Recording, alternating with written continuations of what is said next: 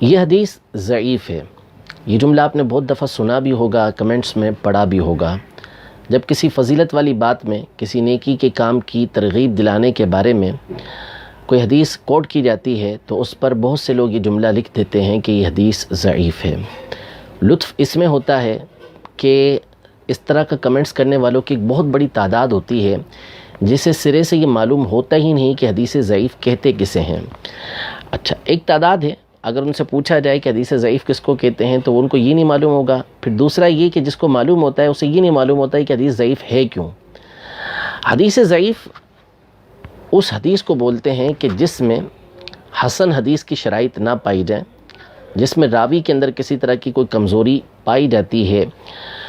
تو ایسی حدیث کو ضعیف کہا جاتا ہے۔ صحیح اور حسن حدیث جو ہوتی ہیں ان کے علماء نے تعریف بیان کی ہے کہ حدیث صحیح کس کو بولتے ہیں، حدیث حسن کسے بولتے ہیں۔ جب حدیث حسن کی شرائط نہیں پائی جاتی تو پھر وہ حدیث ضعیف قرار پاتی ہے۔ اچھا، اب جو حدیث کو ضعیف کہا جائے گا اس کی دو صورتیں ہوتی ہیں، یا تو محدثین نے اس کو ضعیف کہا ہوگا یا محدثین کے بیان کردہ قواعد کی روشنی میں وہ ضعیف ہوگی، یعنی اس کے علاوہ تو کچھ نہیں ہوگا نا۔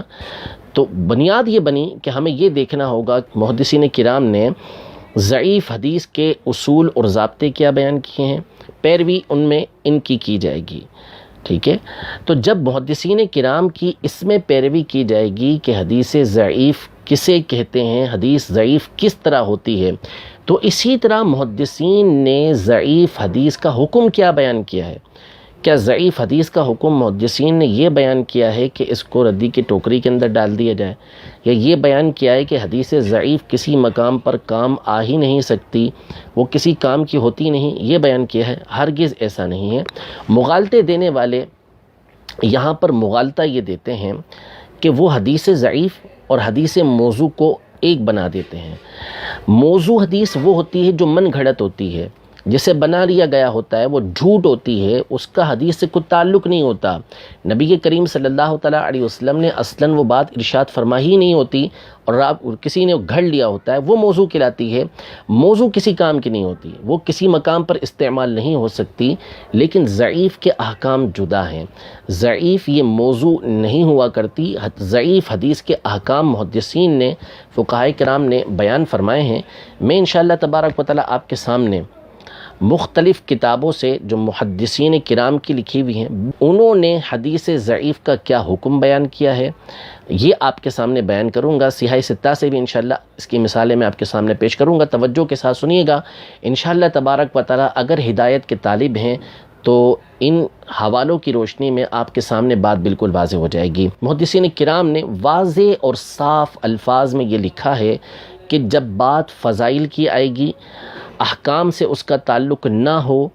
عقائد سے اس کا تعلق نہ ہو، جیسے اللہ تعالیٰ کی صفات کو بیان کرنا ہے، احکام مثلاً حلال اور حرام کو بیان کرنا ہے، جب حدیث کا تعلق ان دونوں کیٹیگریوں کے ساتھ نہیں ہے، نہ عقائد کے ساتھ ہے نہ حکام کے ساتھ ہے، حلال حرام بیان کرنے کے ساتھ، تو اس کے علاوہ جو دیگر مقامات ہیں، فضیلت ہے، ترغیب و ترہیب کا معاملہ ہے، قصص یعنی واقعات ہیں، اس طرح کی باتیں جب بیان کرنی ہوں زہد و تقویٰ کی، تو وہاں پر حدیث ضعیف یہ معتبر ہوا کرتی ہے۔ حدیث ضعیف وہاں پر استعمال کی جاتی ہے، اس پر عمل کیا جاتا ہے، اس پر عمل کرنا یہ مستحب ہے۔ سماعت فرمائیے، امام ابو بکر خطیب بغدادی رحمۃ اللہ تعالی علیہ حدیث کے بہت بڑے امام ہیں، مشہور محدث ہیں۔ یہ اپنی کتاب الجامع لاخلاق الراوی و آداب السامع، اس کی جلد نمبر 2 صفحہ نمبر 91 پر فرماتے ہیں، وَيَنبَغِي لِلْمُحَدِّثِ أَن يَتَشَدَّدَ فِي أَحَادِيثِ الْأَحْكَامِ الَّتِي يُفْصَلُ بِهَا بَيْنَ الْحَلَالِ وَالْحَرَامِ فَلَا يَرْوِيهَا إِلَّا عَنْ أَهْلِ الْمَعْرِفَةِ وَالْحِفْظِ وَذَوِي الْإِتْقَانِ وَالضَّبْطِ، یعنی محدث کے لیے یہ مناسب ہے کہ وہ احادیث سے متعلق وہ احکام کہ جن میں حلال اور حرام کا فیصلہ کیا گیا ہوتا ہے،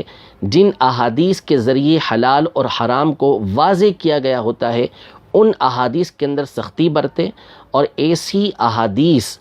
وہ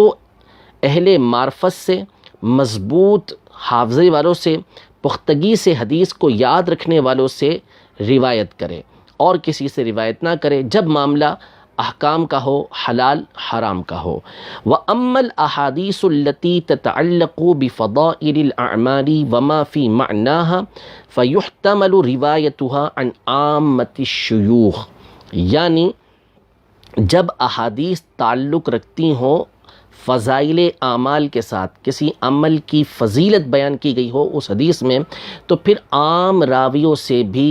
جو ثقہ راوی نہ ہوں، کمزور راوی ہوں،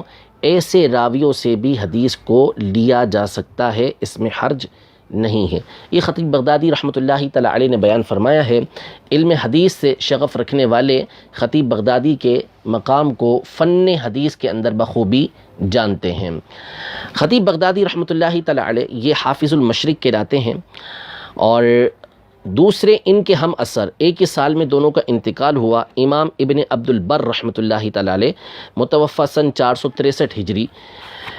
یہ اپنی کتاب جامع بیان العلم و فضلہ، اس میں روایت کرتے ہیں کہ حدیث مبارکہ جو فضیلت سے تعلق رکھتی ہے، علم کی فضیلت پر آپ نے حدیث روایت کی، اور اس کے بعد فرمایا ھذا الحدیث ضعیف، یہ حدیث ضعیف ہے، لأن ابا معمر عباد بن عبد الصمد انفرد به وهو متروک الحدیث، اس لیے کہ یہ جو حدیث مبارکہ علم کی فضیلت کے اندر موجود ہے، اس میں راوی ہے عباد بن عبد الصمد، اور یہی اس حدیث پاک کو روایت کرتا ہے، یہ اس کی روایت کے اندر منفرد ہے، اور یہ متروک الحدیث ہے، یعنی سخت ضعیف راوی ہے۔ وَأَهْلُ الْعِلْمِ بِجَمَاعَتِهِمْ يَتَسَاهَلُونَ فِي الْفَضَائِلِ فَيَرْوُونَهَا عَنْ كُلٍّ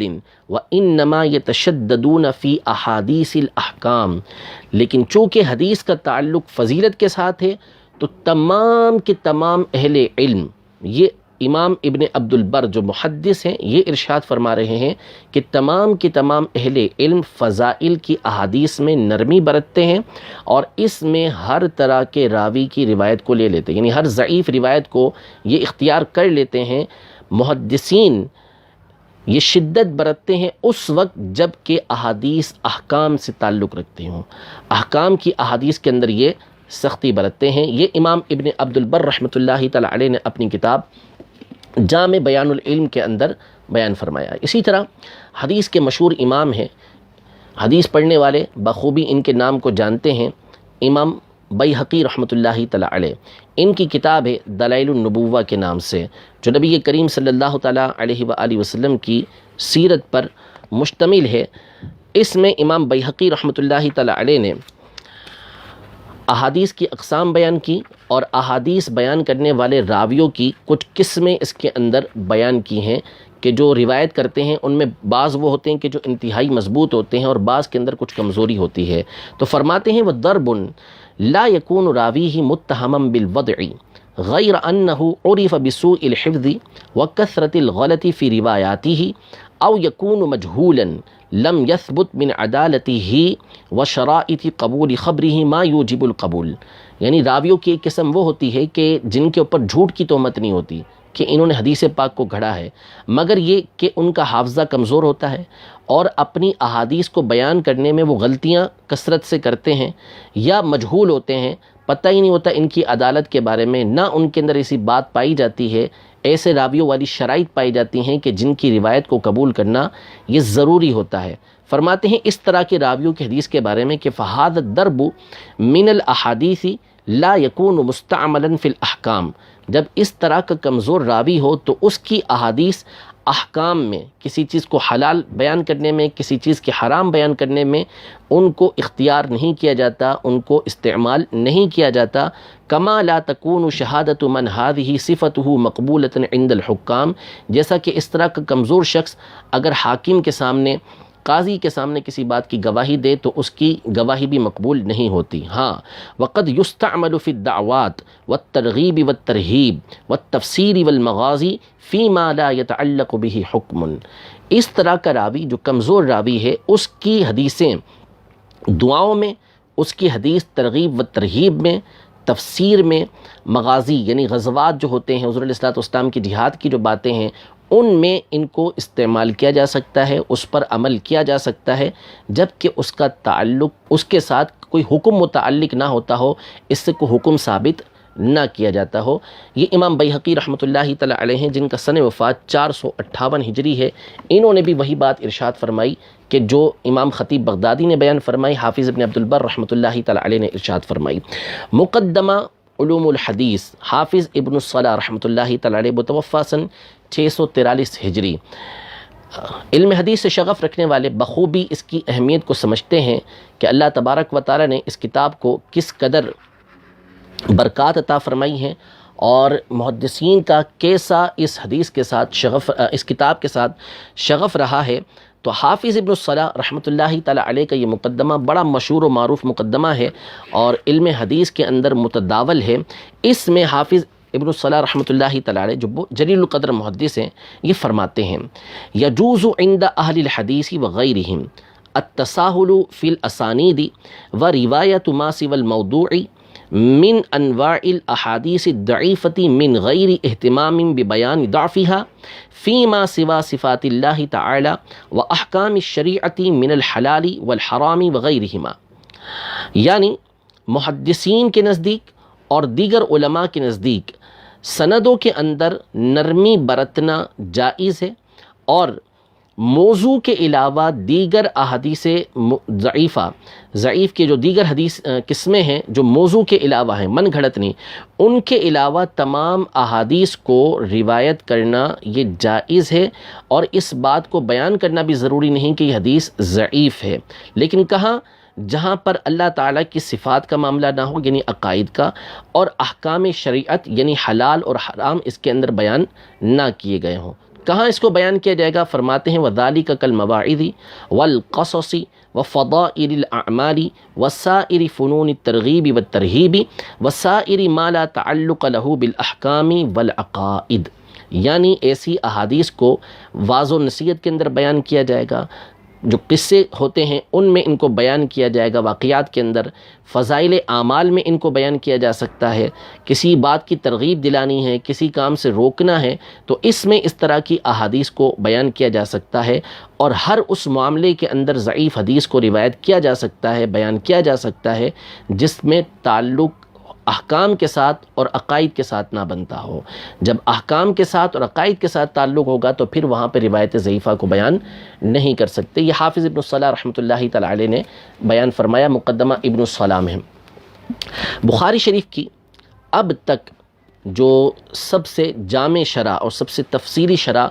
شائع ہو چکی ہے میرے علم کے مطابق، وہ ہے حافظ ابن ملقن رحمۃ اللہ تعالی علیہ کی کتاب التوضیح۔ یہ تقریباً 36 جلدوں کے اندر شائع ہوئی ہے۔ اس میں حافظ ابن ملقن رحمۃ اللہ تعالی علیہ فرماتے ہیں: لا يجوز العمل في الاحکام ولا يثبت الا بالحدیث الصحیح او الحسن ولا يجوز بالضعیف لكن يعمل به فيما لا يتعلق بالعقائد والاحکام كفضائل الاعمال والمواعظ وشبههما۔ یعنی احکام میں اور عقائد میں، یا انہوں نے احکام کا ذکر کیا ہے کہ احکام میں صحیح حدیث یا حسن حدیث، اسی سے احکام میں استدلال کیا جائے گا اور اسی سے احکام یہ ثابت ہوں گے۔ ضعیف حدیث کے ذریعے احکام ثابت نہیں ہوتے، لیکن ضعیف حدیث پر ان معاملات میں عمل کیا جاتا ہے جن کا تعلق عقائد اور احکام کے ساتھ نہ ہو۔ وہ کون سے ہیں؟ فرماتے ہیں جیسے فضائل اعمال، مواعظ، وعظ و نصیحت اور اس طرح کے دیگر اور معاملات، ان میں ضعیف حدیث پر عمل کیا جا سکتا ہے۔ مقدمہ ابن الصلاح جس کا میں نے تذکرہ بھی آپ کے سامنے کیا، اس مقدمہ ابن الصلاح کو اللہ تبارک و تعالی نے بڑی مقبولیت عطا فرمائی، اور حدیث پڑھنے والے جانتے ہیں کہ جب حافظ ابن الصلاح رحمۃ اللہ تعالی علیہ نے یہ علوم حدیث پر مقدمہ تحریر کیا تو اس کے بعد کثرت کے ساتھ اس کی شروحات لکھی گئیں، اس کی نظمیں لکھی گئیں، اس کے اختصار کیے گئے، یعنی 20 کتابیں اس کے اوپر لکھی گئی ہیں۔ میں آپ کے سامنے تقریباً 9 کے قریب کتابیں یہ دکھا بھی دیتا ہوں اور اس کا صفحہ نمبر بھی آپ کے سامنے بیان کر دیتا ہوں۔ ان 9 کتابوں میں تقریباً ایک جیسی عبارتیں موجود ہیں، پھر آخر میں ابن کثیر کی عبارت میں پڑھ کے بھی آپ کے سامنے بیان کروں گا۔ یہ میرے ہاتھ میں کتاب ہے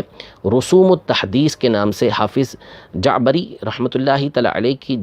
جن کا سن وفات جو ہے وہ 732 ہجری ہے۔ ان کی کتاب رسوم التحدیث فی علوم الحدیث۔ امام نووی رحمۃ اللہ تعالی علیہ کی ارشاد طلاب الحقائق الی معرفت سنن خیر الخلائق، یہ بھی مقدمہ ابن الصلاح پر لکھی ہوئی کتاب ہے۔ اس کے صفحہ نمبر 107، 107 اور 108، اس پر امام نووی رحمۃ اللہ تعالی علیہ، حافظ ابن ناصر الدین دمشقی رحمۃ اللہ تعالی علیہ، ان کی کتاب ہے یہ عقود الدرر فی علوم الاثر، اس کے صفحہ نمبر 174 پر یہ لکھتے ہیں۔ اور شرح الفیۃ العراقی، یہ علامہ جلال الدین سیوطی شافعی رحمۃ اللہ تعالی علیہ کی کتاب ہے، اس کے صفحہ نمبر 194 پر آپ لکھتے ہیں محاسن الاصطلاح، یہ کتاب ہے امام سراج الدین البلقینی رحمۃ اللہ تعالی علیہ کی محدث ہیں۔ یہ اپنی ان کا سن وفات جو ہے وہ 805 ہے۔ یہ اپنی اس کتاب میں صفحہ نمبر 234 پر لکھتے ہیں امام بدر الدین ابن جماعہ رحمۃ اللہ تعالی علیہ، جن کو امام ذہبی رحمۃ اللہ تعالی علیہ نے علامۃ الزمانی ہی لکھا ہے کہ اپنے زمانے کے یہ علامہ تھے۔ سن وفات ان کا 733 ہجری ہے۔ یہ اپنی کتاب المنہل الروی فی مختصر علوم الحدیث النبوی، اس کے صفحہ نمبر 112 پر لکھتے ہیں امام حسین بن عبداللہ الطیبی رحمۃ اللہ تعالی علیہ، جو مشکات کے شارح ہیں، سن وفات ان کا 743 ہے۔ یہ اپنی کتاب الخلاصہ فی اصول الحدیث، اس کے صفحہ نمبر 48 پر لکھتے ہیں۔ اور اسی طرح امام محمد شمس الدین التبریزی رحمۃ اللہ تعالی علیہ فن مصطلح الحدیث، اس کے صفحہ نمبر 86 پر 86 پر لکھتے ہیں۔ اور اسی طرح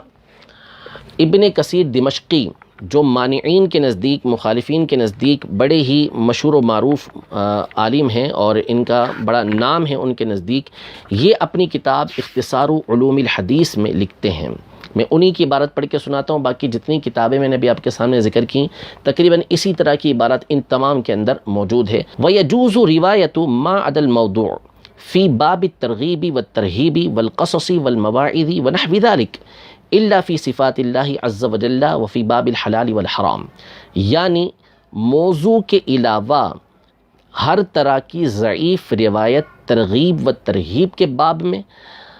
واقعات کے باب میں، واعظ و نصیحت اور اس طرح کی دیگر باتوں کے اندر ان کو روایت کرنا جائز ہے، مگر اللہ تعالیٰ کی صفات کو بیان کرنے کے لیے اسے بیان نہیں کیا جا سکتا، اور حلال اور حرام کے باب میں بھی اس کو بیان نہیں کیا جا سکتا۔ ان تمام علماء نے جو اصول حدیث کے ماہرین ہیں اور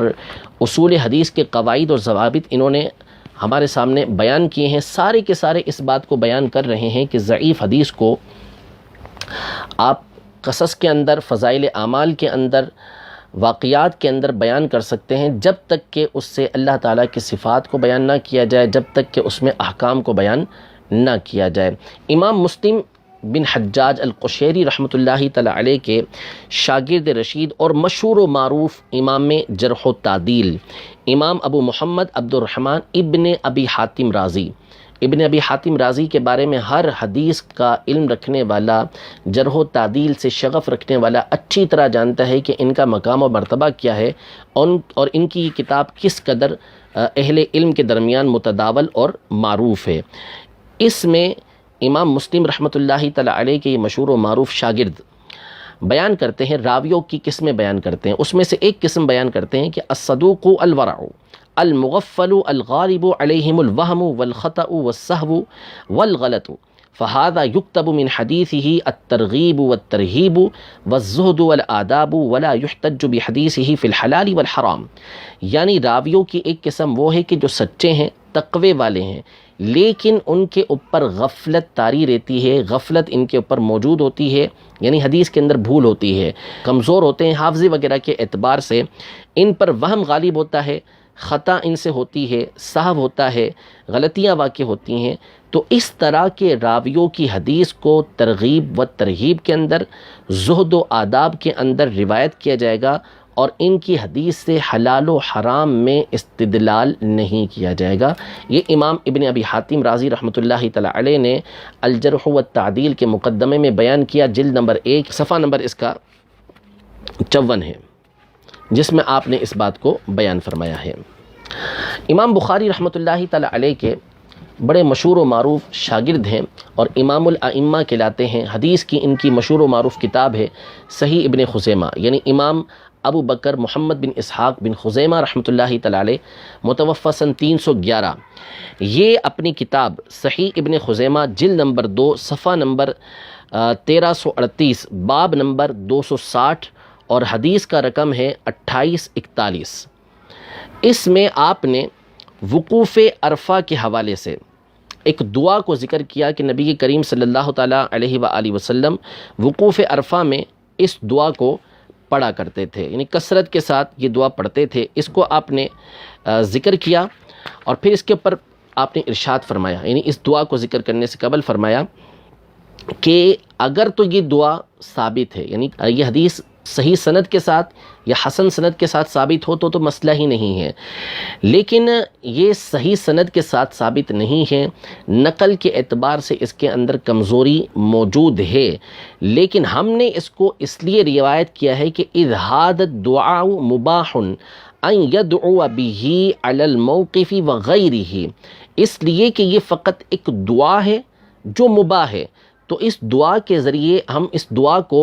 وقوف عرفہ میں بھی مانگ سکتے ہیں اور اس کے علاوہ اور مقام پر بھی مانگ سکتے ہیں۔ تو چونکہ اس کا تعلق احکام کے ساتھ نہیں ہے، اس سے کوئی حکم ثابت نہیں ہو رہا، اس لیے اس کو ہم نے روایت کیا ہے، اگرچہ کہ اس کی سند ضعیف ہے، اس کے راویوں کے اوپر کلام موجود ہے، لیکن امام ابن خزیمہ رحمۃ اللہ تعالی علیہ اپنی صحیح کے اندر اس حدیث کو ذکر کر رہے ہیں کہ جو ترغیب و ترہیب سے تعلق رکھتی ہے، دعا سے تعلق رکھتی ہے، لیکن چونکہ اس سے کوئی حکم ثابت نہیں ہوتا، کوئی عقیدہ ثابت نہیں ہوتا، تو آپ فرماتے ہیں کہ اس میں ضعیف روایت کو روایت کرنے میں کوئی حرج نہیں، کہ ایک مباح دعا ہے وہ آپ کبھی بھی مانگ سکتے ہیں۔ امام بخاری رحمۃ اللہ تعالی علیہ کے دوسرے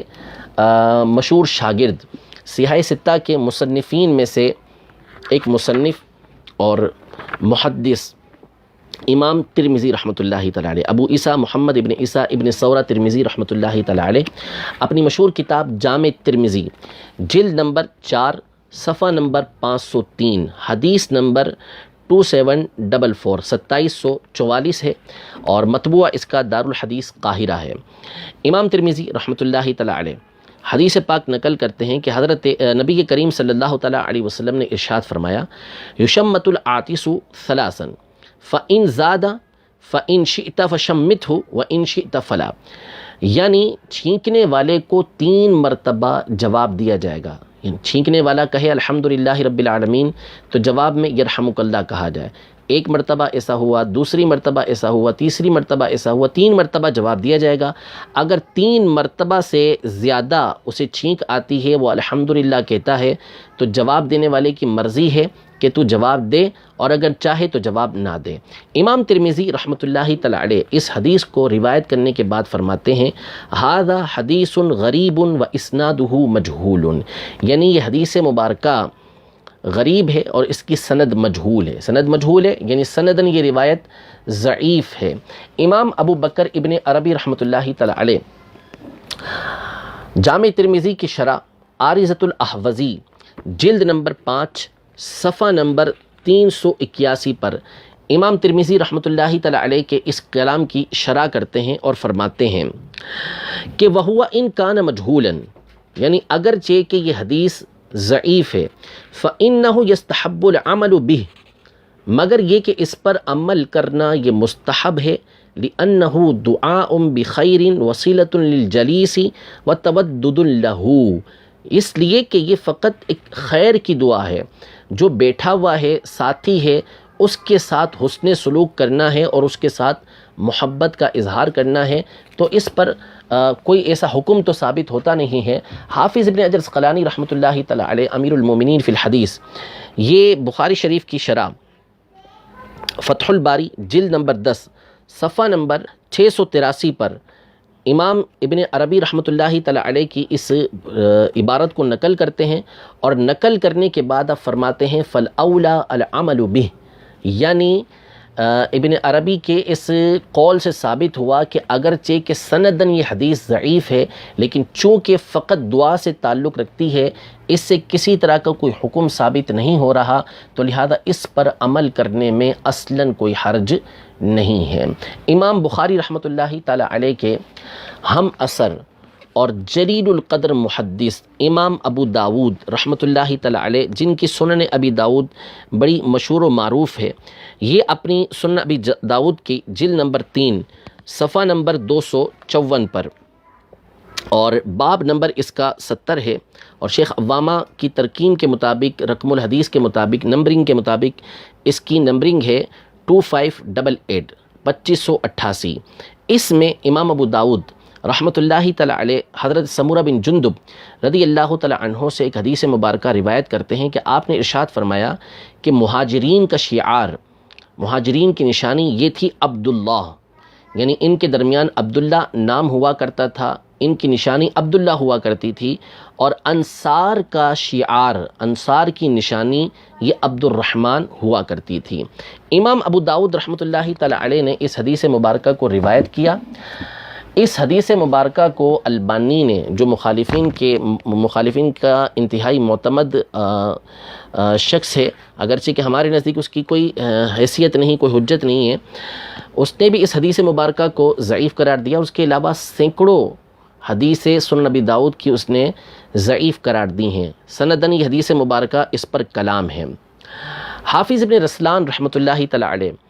سنن نبی داؤد کی سب سے عظیم اور سب سے بڑی شرح یہ کہلاتی ہے۔ یہ ابن حجر عسقلانی رحمۃ اللہ تعالی علیہ کے اساتذہ میں شمار ہوتے ہیں۔ ان کی کتاب ہے شرح سنن ابی داؤد، جو تقریباً 23 جلدوں کے اندر مطبوع ہوئی ہے۔ اس کی جلد نمبر 11 صفحہ نمبر 299 پر پہلے انہوں نے اس حدیث کی سند پر کلام کیا کہ اس کے راوی الحجاج بن ارطاد کے اوپر کلام ہے۔ پھر اس کے بعد آپ نے فرمایا کہ قلت، میں یہ کہتا ہوں، وَإِن كَانَ ضَعِيفًا، اگرچہ کہ یہ حدیث ضعیف ہے، فَيُعْمَلُ بِالضَّعِيفِ فِي فَضَائِلِ الْأَعْمَالِ، مگر فضائل اعمال کی جہاں بات آئے گی، جہاں پر کوئی عقیدے کا معاملہ نہ ہو، جہاں پر کوئی حکم کا معاملہ نہ ہو، تو وہاں پر ضعیف حدیث میں عمل کیا جاتا ہے۔ تو امام ابو داؤد رحمۃ اللہ تعالی علیہ کی اس حدیث ضعیف کے ذریعے اگر کوئی اپنا شعار عبداللہ رکھتا ہے، کوئی اپنا شعار عبد الرحمن رکھتا ہے جس سے فضیلت حاصل ہو، تو اس پر عمل کرنے میں کوئی مسئلہ نہیں ہے۔ یہ حافظ ابن رسلان رحمۃ اللہ تعالی علیہ نے بیان فرمایا۔ امام ابن ماجہ رحمۃ اللہ تعالی علیہ، یہ بھی سیاہ ستہ کے مصنفین میں سے ایک مصنف ہیں۔ انہوں نے اپنی سنن کی جلد نمبر 3 صفحہ نمبر 439 اور حدیث نمبر 2957 2957 اس میں سیدنا ابو ہریرہ رضی اللہ تعالی عنہ سے رکن یمانی کی ایک فضیلت روایت کی کہ نبی کریم صلی اللہ تعالی علیہ وسلم نے ارشاد فرمایا، وکل بہ 70 ملکن، یعنی اس رکن یمانی پر 70 فرشتے مقرر ہیں۔ فمن قال اللہم انی اسألک العفو والعافیۃ فی الدنیا والآخرہ ربنا آتنا فی الدنیا حسنہ وفی الآخرۃ حسنۃ وقنا عذاب النار، یعنی جو یہ دعا پڑھتا ہے اللہم انی اسألک العفو والعافیۃ فی الدنیا والآخرہ ربنا آتنا فی الدنیا حسنۃ وفی الآخرۃ حسنۃ وقنا عذاب النار، رکن یمانی کے پاس تو یہ فرشتے کہتے ہیں آمین۔ اس حدیث مبارکہ کو کئی ایک علماء نے ضعیف قرار دیا۔ امام بوصیری رحمۃ اللہ تعالی علیہ نے مصباح الزجاجہ میں اس حدیث مبارکہ کو ضعیف قرار دیا، اور البانی نے جہاں ابن ماجہ کی سینکڑوں حدیثوں کو ضعیف قرار دیا ہے، انہی میں سے اس حدیث مبارکہ کو بھی اس نے ضعیف قرار دیا ہے۔ امام ملا علی قاری رحمۃ اللہ تعالی علیہ شرح مسند ابو حنیفہ صفحہ نمبر 26 پر لکھتے ہیں کہ رواہ ابن ماجہ باسناد ضعیف، یعنی یہ حدیث مبارکہ کہ رکن یمانی کے پاس یہ دعا پڑھی جائے تو فرشتے آمین کہتے ہیں، اس کو امام ابن ماجہ نے سند ضعیف کے ساتھ روایت کیا ہے، لیکنہ قوی، حیث یعمل بہ فی فضائل الاعمال، لیکن یہ اس اعتبار سے قوی ہے کہ فضائل اعمال میں، عمل کی فضیلت کے بیان میں اس پر عمل کرنے میں کوئی حرج نہیں ہوتا، وہاں پر اس پر عمل کیا جاتا ہے تو اس اعتبار سے یہ قوی ہے، یعنی اس پر عمل کر سکتے ہیں۔ یہ سنن ابن ماجہ کی ضعیف روایت پر امام ملا علی قاری رحمۃ اللہ تعالی علیہ نے بیان فرمایا کہ اس ضعیف حدیث پر عمل کرنے میں حرج نہیں، کیونکہ اس کا تعلق احکام کے ساتھ نہیں۔ یہ کچھ مثالیں تھیں۔ امام بخاری رحمۃ اللہ تعالی علیہ کے ارد گرد ہی ابھی ہم چل رہے ہیں، ان کے شاگرد، ان کے ہم اثر علماء اور صحیح ستہ کے مصنفین کے حوالے سے۔ امام بخاری رحمۃ اللہ تعالی علیہ کے اجل استاذ، امام المحدثین، سید المحدثین، امام احمد بن حنبل رحمۃ اللہ تعالی علیہ، حدیث کے مشہور امام ہیں۔ مسند احمد بن حنبل آپ کی مشہور و معروف کتاب ہے۔ امام احمد بن حنبل رحمۃ اللہ تعالی علیہ کے بارے میں ان کے جو اقوال ہیں، خطیب بغدادی نے اپنی کتاب الکفایہ فی علم الروایہ، اس کے صفحہ نمبر 124 پر 2 قول نقل کیے ہیں۔ میں آپ کے سامنے ایک قول ذکر کرتا ہوں کہ امام احمد بن حنبل رحمۃ اللہ تعالی علیہ ضعیف احادیث کے حوالے سے کیا بیان فرماتے ہیں۔ چنانچہ فرماتے ہیں احادیث الرقاق یحتمل ان یتساہل فیہا حتی یجیء فیہ شیء فیہ حکم، یعنی جو رقاق کی احادیث ہیں، یعنی جن میں ایسی باتیں بیان کی گئی ہیں کہ جس سے دل نرم ہوتا ہے، دل کو نرم کرنے والی باتیں، زہد و تقوی کی باتیں، جن احادیث کے اندر ان کا تذکرہ ہے وہ اس بات کا احتمال رکھتی ہیں کہ ان کے اندر نرمی برتی جائے، یعنی ان میں ضعیف راویوں کی روایتیں بھی لی جائیں، یہاں تک کہ اس میں کوئی حکم آ جائے، یعنی اس کے ذریعے سے کوئی حکم ثابت ہو رہا ہے تو پھر وہاں پر وہ محتج بھی نہیں ہوتی، وہ استدلال کے لائق نہیں ہوتی۔ یہ امام احمد بن حنبل رحمۃ اللہ تعالی علیہ جو امام بخاری کے استاد ہیں ان کا فرمان ہے۔ امام ابن معین رحمۃ اللہ تعالی علیہ، یہ بھی امام بخاری رحمۃ اللہ تعالی علیہ کے استاد ہیں اور فن جرح و تعدیل کے امام اجل ہیں، نقاد ہیں، اور سب سے بڑھ کر جرح و تعدیل میں جو اقوال ملتے ہیں، کسی راوی کو ضعیف قرار دینا، کسی راوی کو ثقہ قرار دینا، یہ امام ابن معین رحمۃ اللہ تعالی علیہ کے ملتے ہیں۔ ان کے شاگرد ہیں عباس الدوری، انہوں نے ان کے اقوال کو جمع کیا اور ان کی کتاب یحییٰ بن معین و کتابہ التاریخ اس نام سے شائع ہوئی ہے۔ اس کی جلد نمبر 2 ہے، صفحہ نمبر 179 ہے، رقم ہے اس کا 1331۔ اس میں آپ فرماتے ہیں کہ زیاد البکائی لیس بشیء، زیاد البکائی کوئی خاص چیز نہیں ہے، لیس بشیء کے پر بہرحال تفصیل کے ساتھ کلام ہے، لیکن یہاں پر جو مراد ہے وہ یہ ہے کہ یہ کمزور راوی ہے۔ وقد کتبت عنہ المغازیہ، مگر میں نے ان سے مغازی کو لکھا ہے، یعنی وہ احادیث لکھی ہیں کہ جن کا تعلق احکام کے ساتھ نہیں بنتا، عقائد کے ساتھ نہیں بنتا، تو ان کی احادیث کو اس لیے لکھا مغازی کے اندر کہ دیگر احادیث کو نہیں لکھا، احکام کی احادیث کو نہیں لکھا، عقائد کی احادیث کو نہیں لکھا، اس لیے کہ وہ معتبر نہیں، وہاں پر ان کی بات حجت نہیں، لیکن مغازی کے اندر کہ جہاں پر احکام سے تعلق نہیں بنتا تھا تو میں نے اس کو نقل کیا ہے۔ امام احمد بن حنبل، امام یحییٰ بن معین، یہ دونوں امام بخاری کے استاذ ہیں۔ ان دونوں کے استاذ یعنی یحییٰ بن معین اور امام احمد بن حنبل رحمۃ اللہ تعالی علیہ کے استاذ، یعنی امام بخاری کے استاذ الاستاذ شیخ الشیخ امام عبد الرحمن ابن مہدی رحمۃ اللہ تعالی علیہ، ان کے حوالے سے سماعت فرمائیں کہ ان کا موقف کیا ہے۔ خطیب بغدادی اپنی کتاب الجامع لاخلاق الراوی و آداب السامع، اس کے صفحہ نمبر 91 پر فرماتے ہیں، جلد نمبر 2 ہے، کہ اذا روینا فی الثواب والعقاب وفضائل الاعمال تساہلنا فی الاسانید والرجال، یعنی جب ہم ثواب کی باتوں کے بارے میں احادیث روایت کرتے ہیں یا عقاب کے بارے میں، عذاب کے بارے میں احادیث روایت کرتے ہیں، اعمال کی فضیلتوں کے بارے میں روایت کرتے ہیں، تو وہاں پر ہم اسانید کے اندر نرمی برتتے ہیں، یعنی سختی نہیں کرتے، کڑی چھان پھٹک نہیں کرتے، دیگر راویوں سے بھی روایت کو لے لیتے ہیں، راویوں کی روایتوں کو قبول کر لیتے ہیں۔ وَإِذَا رَوَيْنَا فِي الْحَلَالِ وَالْحَرَامِ وَالْأَحْكَامِ تَشَدَّدْنَا فِي الرِّجَالِ، اور جب ہم حلال اور حرام احکام کے بارے میں روایتیں ذکر کرتے ہیں، روایت کرتے ہیں، تو وہاں پر راویوں کے بارے میں ہم سختی برتتے ہیں، مضبوط راویوں کی روایت کو لیتے ہیں، عام راویوں کی روایت کو نہیں لیتے۔ امام احمد بن حنبل رحمۃ اللہ تعالی علیہ اور امام یحییٰ بن معین وغیرہ کے استاذ، یعنی امام بخاری کے استاذ الاستاذ عبداللہ بن مبارک رحمۃ اللہ تعالی علیہ، حدیث کے مشہور و معروف امام ہیں، امام اعظم ابو حنیفہ رحمۃ اللہ تعالی علیہ کے شاگرد بھی ہیں، بخاری کے راوی بھی آپ ہیں۔ امام ابن ابی حاتم رازی رحمۃ اللہ تعالی علیہ نے الجرح والتعدیل میں جلد نمبر 1 ہے، اس کا مقدمہ ہے اور صفحہ نمبر 319 ہے، اس میں ایک باب باندھا ہے، باب فی الآداب والمواعظ انہا تحتمل الروایت عن الضعاف، یعنی آداب کے معاملے میں، واعظ و نصیحت کے معاملے میں ضعیف راویوں کی روایت کو قبول کیا جاتا ہے، ان کو برداشت کیا جاتا ہے، ان کو لے لیا جاتا ہے۔ اس میں آپ فرماتے ہیں ابن ابی حاتم رازی کہ مجھے میرے والد یعنی ابو حاتم رازی رحمۃ اللہ تعالی علیہ نے بیان کیا کہ عبدہ بن سلیمان کہتے ہیں کہ عبداللہ بن مبارک نے ایک راوی سے، ایک شخص سے روایت کیا، اس کو بیان کیا، تو عبداللہ بن مبارک سے کہا گیا کہ یہ راوی تو ضعیف ہے، تو اس پر عبداللہ بن مبارک رحمۃ اللہ تعالی علیہ نے فرمایا کہ یحتمل ان یروی عنہ ھذا القدر او مثل هذه الاشیاء، یعنی یہ آدمی اتنی قوت رکھتا ہے کہ اس سے اس طرح کی باتوں کو لے لیا جائے۔ تو اس پر ابو حاتم رازی رحمۃ اللہ تعالی فرماتے ہیں کہ میں نے عبدہ بن سلیمان سے کہا مثل ای شیء کان، کس طرح کی روایتیں اس ضعیف راوی سے لے لی جائیں، تو انہوں نے فرمایا کہ فی ادب، فی موعظۃ، فی زہد او نحو ھذا، یعنی معاملہ جب ادب کا ہو، اخلاق کا ہو، واعظ و نصیحت کا ہو، زہد و تقوی کی باتیں ہوں یا اس طرح کی دیگر باتیں ہوں، تو اس میں اس طرح کے ضعیف راوی کی روایت کو لے لیا جاتا ہے۔ ان کے بھی استاذ یعنی امام بخاری کے استادوں کے استاد کے استاد امام سفیان ثوری رحمۃ اللہ تعالی علیہ، جو امیر المومنین فی الحدیث کہلاتے ہیں، ان کی بات بھی سماعت فرمائے۔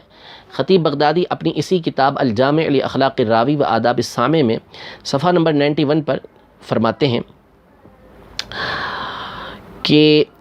سفیان ثوری رحمۃ اللہ تعالی علیہ نے ارشاد فرمایا خذوا هذه الرغائب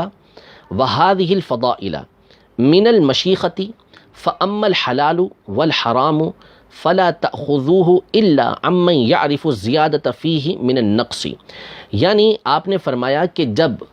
ترغیب و ترہیب کی روایتیں ہوں، فضیلت کی روایتیں ہوں، تو وہ عام مشائخ سے بھی لے لو، عام راویوں سے بھی لے لو۔ بہرحال جب حلال و حرام کا معاملہ آئے تو پھر ان راویوں سے روایت لو کہ جو زیادتی کو نقص سے پہچان سکتے ہیں، یعنی جو مضبوط راوی ہیں، جن کا حافظہ مضبوط ہے،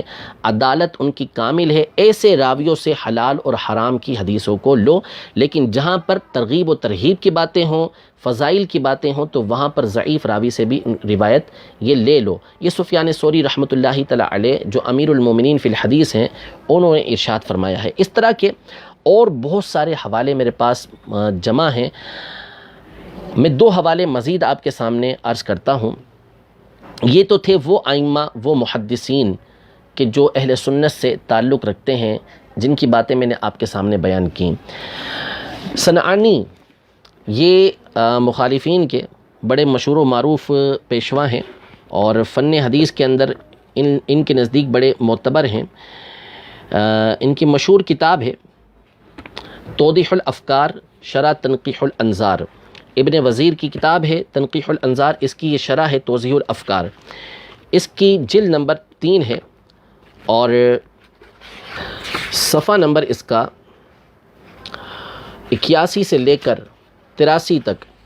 انہوں نے اس میں بیان کیا کہ وَأَمَّا غَيْرُ الْمَوْضُوعِ كَالْأَحَادِيثِ الْوَاهِيَّةِ فَجَوَّزُوا أَيْ أَئِمَّةُ الْحَدِيثِ التساهل فيه وروايته من غير بيان لضعفه إذا كان واردا في غير الأحكام وذلك كالفضائل والقصص والوعظ وسائر فنون الترغیب والترہیب، یعنی موضوع کے علاوہ دیگر احادیث جیسے احادیث وحیہ، انتہائی کمزور احادیث، تو ائمہ حدیث نے اس بات کو جائز قرار دیا کہ اس میں تساہل برتا جائے اور اس کو بغیر اس کا ضعف بیان کیے روایت کیا جائے، جب کہ یہ احادیث احکام کے علاوہ وارد ہوئی ہوں، احکام میں نہ آئی ہوں، جیسے فضائل کے اندر آئی ہوں، واقعات میں آئی ہوں، واعظ و نصیحت کے اندر آئی ہوں، ترغیب و ترہیب کے باب کے اندر آئی ہوں، تو اس میں روایت کرنے میں حرج نہیں ہوا کرتا۔ احناف کے مشہور امام ابن حمام رحمۃ اللہ تعالی علیہ نے اپنی کتاب فتح القدیر میں، علامہ شامی رحمۃ اللہ تعالی علیہ نے حاشیہ ابن عابدین یعنی رد المحتار کے اندر، مالکیہ کے مشہور امام ساوی رحمۃ اللہ تعالی علیہ نے اپنی کتاب حاشیۃ الشرح صغیر میں، اور اسی طرح جو شوافے ہیں ان میں سے امام نووی رحمۃ اللہ تعالی علیہ اور کئی ایک علماء نے، اور حنابلہ میں سے خود امام احمد بن حنبل نے اس بات کو بیان کیا ہے کہ ضعیف احادیث کو فضائل کے اندر روایت کیا جا سکتا ہے، یعنی ایک طرح سے اس کے اوپر علماء سارے کے سارے متفق ہیں۔ میں دو عبارتیں آپ کے سامنے عرض کرتا ہوں جس سے آپ کو معلوم ہو جائے گا کہ جو ضعیف حدیث ہے علماء کا اس پر اتفاق ہے کہ اسے فضائل اعمال میں روایت کیا جا سکتا ہے، بیان کیا جا سکتا ہے، اس پر عمل کیا جا سکتا ہے۔ امام نووی رحمۃ اللہ تعالی علیہ اپنی کتاب اربعین نووی میں ارشاد فرماتے ہیں، یہ الفتح المبین جو ابن حجر حتمی رحمۃ اللہ تعالی علیہ کی شرح اس کے ساتھ جو شائع ہے اس کا صفحہ نمبر 109 ہے، اور یہ دارالمنہاج جدہ سے چھپی ہوئی ہے۔ اس میں الفاظ ہیں کہ وقد اتفق العلماء علی جواز العمل بالحدیث الضعیف فی فضائل الاعمال، یعنی فضائل اعمال میں حدیث ضعیف پر عمل کرنے کے جواز پر علماء کا اتفاق ہے، سارے کے سارے علماء اس پر متفق ہیں کہ حدیث ضعیف کو فضائل اعمال میں روایت کیا جا سکتا ہے۔ حافظ ابن عبد البر رحمۃ اللہ تعالی علیہ جن کی عبارت میں نے ابتدا میں آپ کے سامنے نقل کی تھی، ان کے الفاظ بھی ملاحظہ فرمائیں کہ آپ فرماتے ہیں کہ وَأَهْلُ الْعِلْمِ بِجَمَاعَتِهِمْ يَتَسَاهَلُونَ فِي الْفَضَائِلِ فَيَرْوُونَهَا عَنْ كُلٍّ، یعنی اہل علم تمام کے تمام فضائل کے اندر تساہل برتتے ہیں اور ہر طرح کے راوی سے روایت لے لیتے ہیں۔ تو یہ ساری عبارتیں آپ نے ملاحظہ کیں، کتابیں آپ نے ملاحظہ کیں کہ کس طرح علماء کھل کر واضح طور پر علماء یعنی محدثین کرام، فقہائے کرام یہ بیان کر رہے ہیں کہ فضائل کے اندر جب معاملہ احکام کا نہ ہو، عقائد کا نہ ہو، تو اس میں ضعیف حدیث جو ہوتی ہے اس کو روایت کرنے میں اور اس پر عمل کرنے میں کوئی حرج نہیں، بلکہ اس پہ عمل کرنا یہ مستحب ہوتا ہے۔ یہاں دو باتوں کی میں وضاحت کر دوں آپ کے سامنے کہ بعض لوگ یہ مغالطہ دیتے ہیں، اور یہ شروع میں بھی میں نے بیان کیا کہ وہ لوگوں کے سامنے اس طرح شو کرتے ہیں کہ ضعیف حدیث جو ہوتی ہے یہ گویا کہ موضوع حدیث ہوتی ہے، حالانکہ موضوع حدیث الگ چیز ہے، من گھڑت حدیث الگ چیز ہے، اور ضعیف حدیث الگ چیز ہے۔ ضعیف حدیث کے علماء نے مقام بیان کیے کہ بھئی اس کو کہاں کہاں استعمال کر سکتے ہیں، اس کے راویوں کے اندر کمزوری آئی ہے تو جو حلال اور حرام کا معاملہ ہوگا وہاں تو نہیں لیں گے ہم، کہ اس سے کوئی چیز کسی کے اوپر لازم ہو رہی ہوتی ہے کہ تم نے یہ کام کرنا ہے یا تم نے یہ کام نہیں کرنا، تم یہ کر سکتے ہو، تم نہیں کر سکتے، تو وہاں پر ہم کمزور راوی کی روایت کو نہیں لیں گے۔ لیکن جہاں پر فضیلت کا معاملہ ہو، مستحب معاملہ ہو کہ کسی پر کوئی چیز لازم نہیں ہو رہی، وہاں کوئی عقیدہ اور نظریہ ثابت نہیں کیا جا رہا، تو اس میں ضعیف حدیث کو روایت کرنے میں کوئی حرج، وہ حدیث سرے سے ہوتی نہیں ہے، اس کو مجازن توسعاً یہ حدیث کہہ دیا جاتا ہے، ورنہ موضوع کا مطلب ہے حضور علیہ الصلوۃ والسلام پر جھوٹ گھڑا گیا، جھوٹ باندھا گیا، اس کو تو روایت کرنے کی، اس کو تو بیان کرنے کی اجازت ہی نہیں ہوتی، صرف اس صورت میں بیان کر سکتے ہیں جبکہ بیان کرنے والا یہ مقصد رکھتا ہے کہ میں لوگوں کے سامنے یہ بیان کروں گا کہ یہ حدیث موضوع ہے، وہ بیان کر کے وہ کہتا ہے کہ بھئی یہ حدیث موضوع ہے، تو اس کا یہ بیان کرنا ٹھیک ہوتا ہے۔ مثلاً حب الوطن من الایمان، وطن کی محبت ایمان میں سے، اب کوئی یہ کہتا ہے کہ بھئی یہ حدیث کہہ کے بیان کی جاتی ہے لیکن یہ حدیث ہے نہیں، تو اس کو اس لیے بیان کرنا کہ لوگوں کے سامنے واضح کر دیں کہ یہ حدیث نہیں ہے، اس کو بیان کرنا اس اعتبار سے جائز ہوگا، ورنہ اس کو بیان کرنا یہ جائز نہیں ہے۔ دوسری بات یہ کہ یہ لوگ اس بات کا مغالطہ دیتے ہیں کہ گویا علماء اہل سنت یا عوام اہل سنت یہ ضعیف حدیث کو صحیح حدیث پر یا قرآن و حدیث کے اوپر قرآن کے اوپر جو ہے وہ ترجیح دیتے ہیں، حالانکہ ایسا ہے ہی نہیں۔ صحیح حدیث کے اپنے مقامات ہیں اور اس کا اپنا مقام ہے، اس کے ذریعے سے حلال و حرام کے احکام ثابت ہوتے ہیں، ضعیف حدیث سے تو حلال و حرام کے احکام ثابت نہیں ہوتے۔ بس آخر بات ختم کرتا ہوں، بہت لمبی بات ہو گئی ہے، کہ امام بخاری رحمۃ اللہ تعالی علیہ ان کی جامع سے، کیونکہ میں ساری کی ساری باتیں کوشش کر کے امام بخاری کے ارد گرد چلاتا رہا ہوں، ان کے شاگردوں کے حوالے سے، ان کے شاگردوں کے شاگردوں کے حوالے سے، اور ان کے اساتذہ کے اساتذہ، ان کے بھی اساتذہ کے میں نے اقوال نقل کیے۔ امام بخاری رحمۃ اللہ تعالی علیہ کی الجامع الصحیح، الجامع المسند الصحیح المختصر من امور رسول اللہ صلی اللہ تعالی علیہ وآلہ وسلم و سننہ و ایامہ، مشہور و معروف اس کا مطبوعہ ہے، دارالمنہاج جدہ سے یہ شائع ہوئی ہے، دنیا کے بہترین نسخوں میں سے یہ ایک نسخہ ہے۔ جلد نمبر اس کی 2 ہے اور جز نمبر اس کا 4 ہے، صفحہ نمبر اس کا 29 ہے، اور اس کی جو حدیث نمبر ہے وہ 2855 ہے، 2855۔ اس میں امام بخاری رحمۃ اللہ تعالی علیہ ایک حدیث مبارکہ لے کر آئے ہیں ابی بن عباس بن سہل سے، عن ابیہ عن جدہ، وہ روایت کرتے ہیں اپنے والد سے اور وہ ان کے دادا سے کہ قال کان للنبی صلی اللہ تعالی علیہ وسلم فی حائطنا فرس یقال له اللحیف، وہ کہتے ہیں کہ نبی کریم صلی اللہ تعالی علیہ وآلہ وسلم کا ایک گھوڑا یہ ہمارے باغ کے اندر موجود تھا جس کو لحیف کہا جاتا تھا۔ امام بخاری رحمۃ اللہ تعالی علیہ جو اس حدیث مبارکہ کو لے کر آئے ہیں ابی بن عباس کی روایت سے لے کر آئے ہیں۔ ابی بن عباس یہ وہ راوی ہے کہ جس کے بارے میں علماء کا اتفاق ہے، تقریباً علماء اس پر متفق ہیں کہ یہ راوی ضعیف ہے۔ ابن حجر عسقلانی رحمۃ اللہ تعالی علیہ تقریب التہذیب میں اس کا خلاصہ بیان کرتے ہیں، فرماتے ہیں فیہ ضعف، اس کے اندر ضعف ہے، ما لہ فی البخاری غیر حدیث واحد، بخاری میں صرف اس کی ایک ہی حدیث مبارکہ موجود ہے۔ تو یہ ضعیف راوی کی روایت امام بخاری یہاں پر لے کر آئے ہیں کہ جس کے ضعف پر علماء کا اتفاق ہے، اس کی روایت کو یہاں پہ ذکر کر رہے ہیں۔ تو سید اعلیٰ حضرت امام اہل سنت نے امام بخاری کا دفاع کرتے ہوئے یہ ارشاد فرمایا کہ اصل میں اس حدیث کا تعلق احکام سے تو بنتا نہیں ہے، عقیدے سے تو بنتا نہیں ہے، فقط اتنا ہے کہ نبی کریم صلی اللہ تعالیٰ علیہ وسلم کے مبارک گھوڑے کا نام اس کے اندر ذکر کیا گیا ہے، تو ایسے مقام پر اس طرح کے راوی کی روایت کو روایت کرنے میں حرج نہیں ہوتا۔ تو اس طرح کی روایت تو امام بخاری رحمۃ اللہ تعالیٰ علیہ اپنی صحیح کے اندر بھی لے کر آئے ہیں۔ رب تبارک و تعالیٰ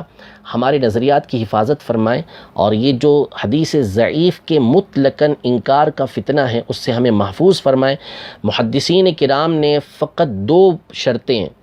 جمہور نے فقط 2 شرطیں یہاں پر بیان کی ہیں کہ وہ حدیث موضوع نہ ہو، من گھڑت نہ ہو، اور اس کا تعلق احکام و عقائد کے ساتھ نہ بنتا ہو، تو اس حدیث کو جو ضعیف ہے اس کو روایت کرنے میں اور اس پر عمل کرنے میں کوئی حرج نہیں ہے۔ محدثین کا، فقہا کا موقف میں نے آپ کے سامنے واضح کر کے رکھ دیا ہے۔ اللہ تبارک و تعالی ہمیں